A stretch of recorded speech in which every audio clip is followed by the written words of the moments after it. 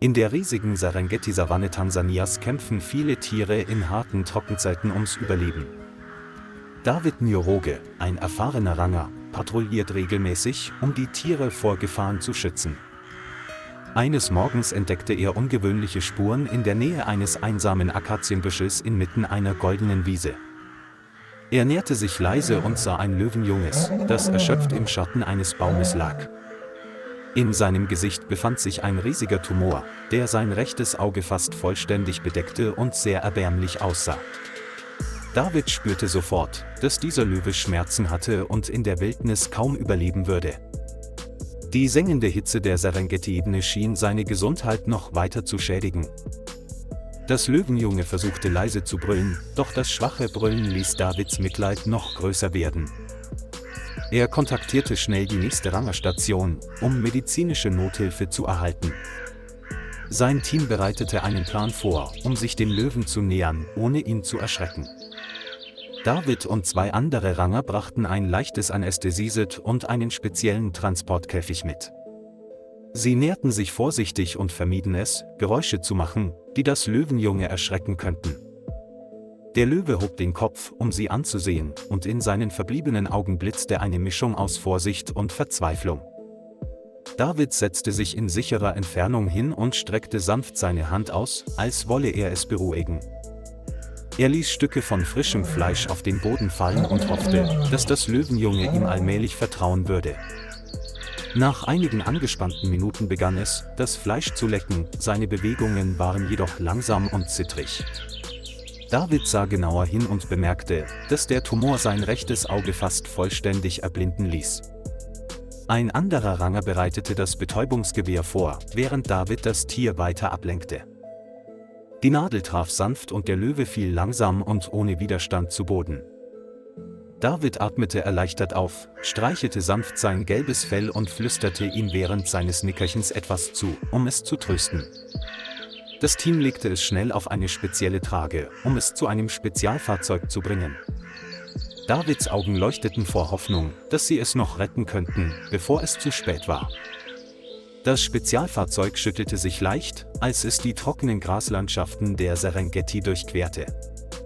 David saß neben dem Löwen und überprüfte ständig seine Atmung und Herzfrequenz. Der riesige Tumor deformierte das Gesicht des Tieres, aber seine Ohren bewegten sich noch schwach. Die Ranger brauchten fast eine Stunde, um die Tierrettungsstation in der zentralen Serengeti zu erreichen. Bei der Ankunft wartete der Tierarzt mit voller Ausrüstung und einem Hilfsteam. David und alle anderen nahmen den Löwen schnell herunter und legten ihn auf den Untersuchungstisch. Sein Gesicht war hager und sein Körper abgemagert, was darauf hindeutete, dass es viele Tage lang nicht nach Nahrung gejagt hatte. Die Ärzte beschlossen, ihm sofort eine Infusion zu geben, um es am Leben zu erhalten. Währenddessen stand David daneben und ließ das arme kleine Tier nicht aus den Augen. Er empfand seine Verantwortung nicht nur als Pflicht, sondern auch als humanitäre Mission.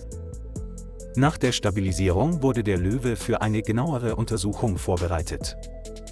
David betete, dass die Operation erfolgreich sein würde und ihm endlose Schmerzen erspart bleiben würden. Der leitende Tierarzt sagte, dass bei dem Tumor ein hohes Infektionsrisiko bestehe, wenn er nicht umgehend behandelt werde. Sie führten Röntgenaufnahmen und Bluttests durch, um das Ausmaß des Schadens zu bestimmen. David betrachtete jedes Bild aufmerksam und ihm sank das Herz, als er sah, wie groß das abnormale Gewebe war. Um das Todesrisiko zu verringern, wurde bei der Versammlung schnell beschlossen, noch in dieser Nacht zu operieren. Das Team bereitete die Narkose und die Operationsbesteck vor, im Raum war es hell beleuchtet. David stand mit gefalteten Händen vor dem Operationssaal und hatte den Blick auf die Glastür gerichtet. Die Operation dauerte mehrere Stunden und im gesamten Rettungszentrum herrschte große Spannung. Schließlich verkündeten die Ärzte, dass sie den größten Teil des Tumors entfernt hätten, ohne dass sein Leben dadurch beeinträchtigt worden wäre. David atmete erleichtert auf, Tränen stiegen ihm vor Freude und Rührung in die Augen. Der Löwe wurde in den Aufwachraum gebracht, sein ganzer Körper war in saubere weiße Bandagen gewickelt. Eine Krankenschwester wischte ihm sanft über das Gesicht und legte ihm eine Infusion, um ihm nach Tagen voller Schmerzen seinen ersten ruhigen Schlaf zu ermöglichen. David setzte sich neben ihn und flüsterte: „Du hast tapfer gekämpft, jetzt ruh dich aus." Die ersten Tage der Genesung waren äußerst schwierig, der schwache Löwe wollte kaum essen oder trinken. David saß geduldig daneben, sprach häufig mit ihm und brachte kleine Fleischstücke an sein Maul. Nach einigen Tagen begann es, etwas Futter abzulecken, und seine Augen leuchteten mit einem kleinen Hoffnungsschimmer. Das Rettungsteam war froh, positive Anzeichen zu sehen, verstärkte die Sorgfalt und führte eine engmaschige Überwachung durch. Der Tumor wurde entfernt, die Wunde muss jedoch weiterhin täglich gereinigt und der Verband gewechselt werden. David reinigte die Wunde sorgfältig mit dem Tierarzt und vermied es, ihr Schmerzen zuzufügen.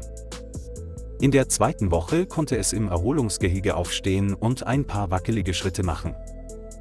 Die Ranger haben für das Tier einen separaten Bereich mit Schatten und weichem Gras eingerichtet, in dem es sich bewegen kann.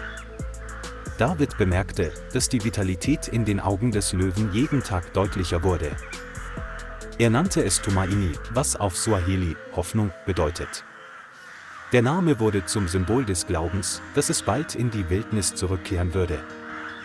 Eines Morgens stieß Tumaini plötzlich sein erstes leises Knurren seit seiner Rettung aus. Der Ton war schwach, ließ aber alle im Zentrum vor Freude ausbrechen. David lächelte leicht, da er wusste, dass Tumaini begann, wieder zu sich selbst zu finden. Als Tumaini stärker war, wurde es in ein halbwildes Gebiet in der Serengeti gebracht. Das Gebiet ist weitläufig, mit viel Buschwerk und Antilopen werden freigelassen, um das Jagen zu erlernen. David überwachte es regelmäßig aus der Ferne und zeichnete seinen täglichen Fortschritt auf. Tumaini hatte zunächst Schwierigkeiten, seine Beute zu verfolgen, lernte jedoch allmählich, sich lautlos zu bewegen.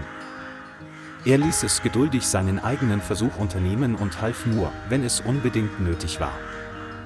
Nach einigen Wochen war Tumaini in der Lage, eine kleine Antilope alleine zu erlegen. Dieser Moment bewegte David unsagbar, er wusste, dass seine Hoffnung nicht vergeblich war. Auch die anderen Ranger waren begeistert, denn sie sahen in Tumaini ein Symbol für Stärke und Widerstandsfähigkeit. Jeden Nachmittag saß Tumaini da und blickte in die Ferne auf die weiten Graslandschaften. David verstand insgeheim, dass es sich nach echter Freiheit im Grasland sehnte. Er und sein Team beschlossen, dass es an der Zeit war, sich auf den Tag vorzubereiten, an dem Tumaini in die Wildnis entlassen wurde. Alle begannen mit den letzten Maßnahmen zur Beendigung der Intensivpflege. Am Tag von Tumainis Freilassung versammelte sich das gesamte Ranger-Team mitten im Grasland der Serengeti. David öffnete die Käfigtür und rief ein letztes Mal leise seinen Namen.